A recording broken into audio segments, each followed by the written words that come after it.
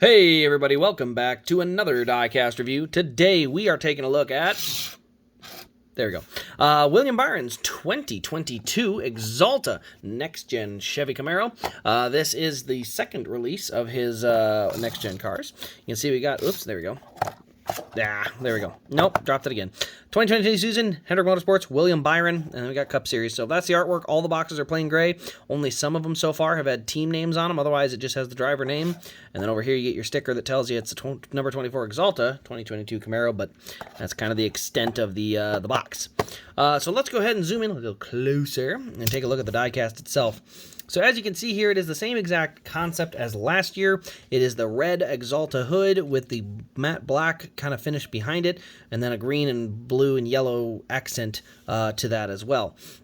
Now, this is a perfect example of a car that you could slide the number back to just in front of the door, and it would have been fine, you know, right there where that big open spot is. But NASCAR says it's got to be all the way up on the wheel well, so whatever. But you got the NASCAR Cup Series logo, you got Goodyear, you got Axalta here. Like I said, I do think they could move the numbers forward a little bit. That's what everyone said. Slightly forward was a good idea. And, of course, NASCAR took that and said, oh, okay, we'll put it up on the fender. And, yeah, they're incapable of making the most common sense decisions, whatever. You can see we got our number 24 on the roof, Byron on the front and rear windows. We got Axalta on the rear deck lid and also on the rear bumper. We got the rounded Camaro bumper on the back there, so that's kind of cool. Tall spoiler, that will eventually probably come down and it'll be the regular height, but originally, remember that NASCAR's original thought for this car was to run a giant 12.5 or something inch spoiler and only 500 horsepower. And basically in testing, the driver said, you can't pass, you can't do anything. All we can do is sit in a single file line. And then when they tried the short track package, which was supposed to be the short spoiler with 650, they said, well, it's raceable, we can at least make passes on it. And then they said, okay, we'll do that for everywhere.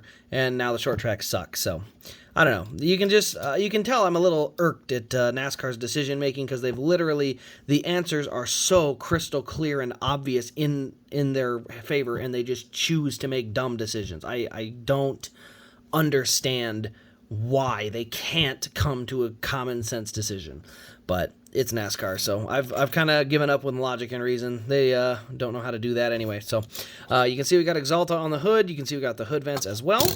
We got our black splitter with the green and blue accents on each side. They're looking pretty darn good. We do have a diffuser there in the back, so that part's in there. And then you can see we've got the kind of like a semi-chrome rim on the Hendrick cars. So overall, it was my favorite scheme last year. It's still a pretty decent scheme. I just wish, like I said, the number location is really a problem. Like I said, this number could easily be right there off the A, and it would still look centered-ish. It'd be slid slightly forward, but I don't think it would bother anyone to have a slightly forward-sitting number. But again, when NASCAR and the fans initially announced they were going to move the number backwards, and everyone was like, what about just slightly forward? And a bunch of people were releasing concept designs of the number slightly forward, and so then NASCAR saw that and just said, fine, we'll slam it up all the way on the wheel well so no one can see the number. And it's like, ugh, I'm beyond finished with some of their BS. As I said, I was at Bristol this weekend, and multiple times I couldn't tell whose car was who because the number is crammed up on the well and it's all warped and distorted. It's just like a big, I don't even know what you call it. Yeah, I knew who Chase was because his car was white and orange, and not many of them are, but you know, anyone else, I think Almirola ran a special scheme. I didn't know it was him. I couldn't see the number. I could only see kind of a blurb. So it's, like I said, it's one of those examples of NASCAR being so dead set on something happening that they tell the fans they love it, even though they don't, and here we are. So, I don't know. I'm never gonna get on board with it fully. I'm still watching the sport, so it's not like it's that bad, but after Bristol and having a very mediocre race, even though it's still the greatest track on the circuit, and it probably still did put on a decent, entertaining race to watch. You know, let's face it, when the final restart came out and Chris Buescher got ahead, I knew the race was over. I mean, there hadn't been a green flag pass for the lead without the help of lap traffic. So, you know, there's things that fans knew and have known for months that they haven't addressed, and they've completely ignored. Driver safety is another one of those. The car's, you know, bursting into flames, and their fixes are just, I mean, I don't know. There's no other way to put it than just they're just lazy. I mean, it's just lazy. So, anyway, this is more of a next-gen rant. The car actually looks okay for a next-gen standard. It just drives me nuts because I really did like this car. when the number was where it belonged, and unfortunately they've ruined my masterpiece, my boy.